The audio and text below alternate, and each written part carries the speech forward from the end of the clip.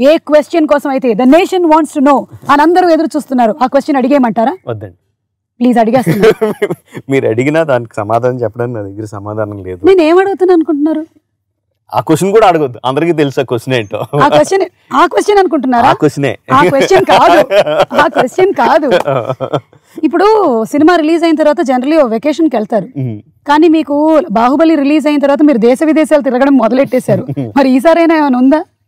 డెఫినెట్గా అండి. Cinema release అయిన ఒక 2 వారాలు ప్రమోషనల్ యాక్టివిటీస్ ఏదైతే అది దాని సినిమాకి సంబంధించిన 2 వారాలు 3 వారాలు తెలియదు అయిన తర్వాత కానీ మళ్ళీ మీరు మహాభారతం స్టార్ట్ చేసేస్తున్నారని టాక్ వచ్చింది. బాబా ఏం లేదండి బాబా, మహాభారతం చేయాలనేది నా నా అంబిషన్ అని 3 సార్లు చెప్పాను. ఎప్పుడు చేస్తారంటే అది మొదలు పెట్టడానికి ఇంకో 10 సంవత్సరాలు పడుతుందండి. దాని తాలూకు టెక్నాలజీ అదంతా ఆక్లింపు చేసుకొని నా మైండ్లో ఏదో ఉందో దాని స్క్రీన్ మీద తీసుకురావాలంటే మినిమం ఇంకా 10 సంవత్సరాల ఎక్స్పీరియన్స్ కావాలని చెప్పాను. ఆ 10 సంవత్సరాల తర్వాత ఏమేమి వస్తాయి, ఏమేమి టెక్నాలజీలు వస్తాయి, ఏమేమి వస్తాయి కూడా తెలియదు, అవన్నీ చెప్పానండి. బట్ జనాలు అదంతా తీసి పక్కన పడేసి నెక్స్ట్ బాహుబలి తర్వాత మహాభారతాన్ని ఫిక్స్ చేసేసారండి. మరి ఏంటి ఆఫ్టర్ బాహుబలి తెలియదండి. ఇంకా మీరు ఏం డిసైడ్ చేయలేదు? వెకేషన్ అయితే మాత్రం కన్ఫర్మ్, అది మాత్రం ఉంది. బాహుబలి అయిన వెంటనే తర్వాత ఏంటి అసలు ఆలోచించి ఓపిక కూడా లేదండి. ఇలాంటి వీటిల్లోనే గాసిప్స్ లోనే అమరావతికి మీరు సివిల్ ఇంజనీర్ గా వర్క్ చేస్తున్నారని. నేను చదివింది ఇంటర్మీడియట్ అండి, సివిల్ ఇంజనీరింగ్ పక్కన పెట్టండి. అది కాదండి, అలా కాదు.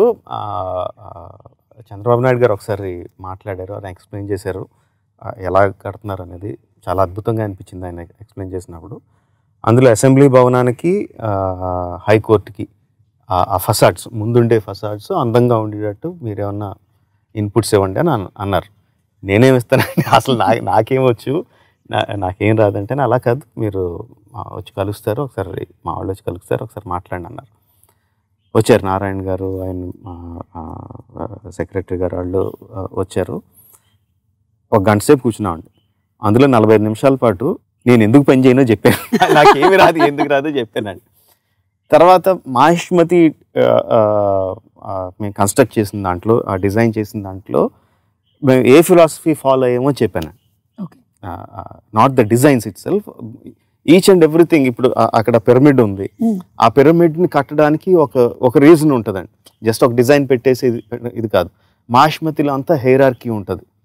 రాజు తర్వాత ప్రధానమంత్రి, తర్వాత సైన్యాధ్యక్షుడు, తర్వాత మంత్రులు, తర్వాత హైరార్కీ అంతా స్ట్రిక్ట్గా ఫాలో అవుతారండి.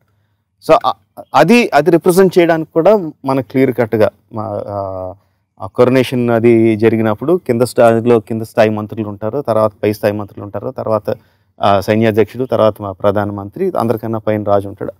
అలా representation, everything has a representation. చెప్పాను కదండి ముందు రాసుకున్నాం అని చెప్పి, బిహైండ్ స్టోరీస్ రాసుకున్నప్పుడు అన్నీ రాసుకున్నాం. మాహిష్మతిలో ఏ పంటలు పండుతాయి, ఏ మినరల్స్ వాడతారు, ఏ గ్రానైట్ దొరుకుద్ది, మెటల్ ఎక్కువ దొరుకుద్ది. సో కన్స్ట్రక్షన్ అంతా చూస్తే గ్రానైట్ కన్స్ట్రక్షన్, మెటల్ కన్స్ట్రక్షన్స్ తో ఉంటాయి. అలాగే హిస్టరీలో బాగా పూరండి. హిస్టరీ అంటే ఇష్టం, కానీ నాకు డేట్లు ఏం గుర్తుండవు. బట్ అలా ప్రతి దానికి రాసుకున్నామండి కూర్చొని. ఒక బైబిల్, దానికి బైబిల్ అని పేరు పెట్టుకొని ఆర్ట్ డైరెక్టర్కి ఇచ్చినప్పుడు వాళ్ళకి అది ఇచ్చేవాళ్ళం. సో ఏ మెటీరియల్స్ వాడాలి, ఎలా వాడాలి అంటే, ఇదంతా రాకీ ఏరియా కాబట్టి పెద్ద పెద్ద కట్టడాలు కట్టచ్చు.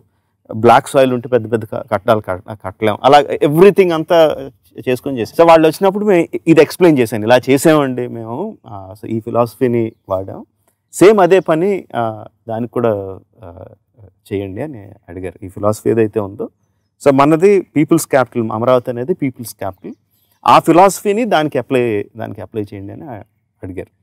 ఆ పని అయితే చేస్తా అన్నానండి. సో ఉపయోగపడితే వెల్ అండ్ గుడ్. డెఫినెట్లీ. బడి బడి బడి రా బడి సాహోరే బాహుబలి,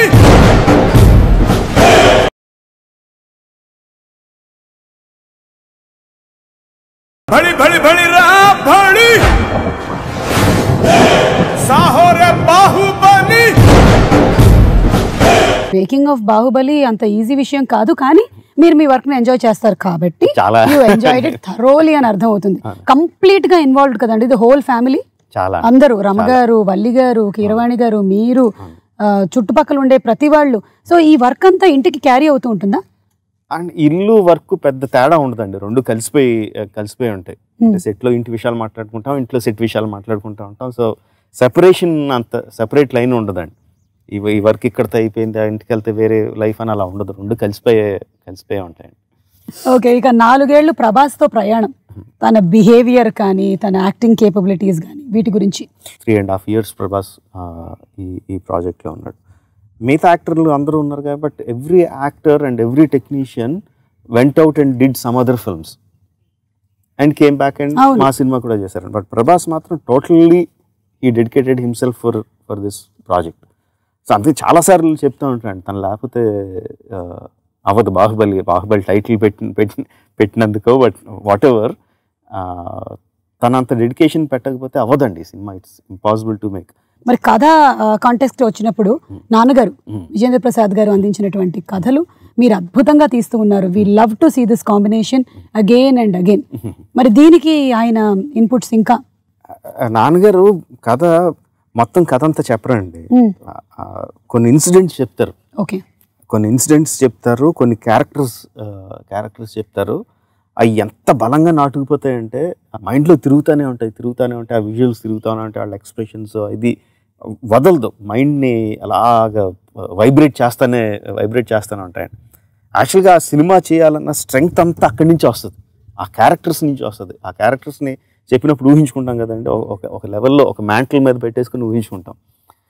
సో వాళ్ళకి ఏమాత్రం తక్కువ చేసినా ఏదో అన్యాయం చేసేసినట్టు ఏదో బాధ వచ్చేస్తూ ఉంటుంది అన్నమాట. సో అది కరెక్ట్గా ఈ వరకు మళ్ళీ చేస్తూ ఉంటాం.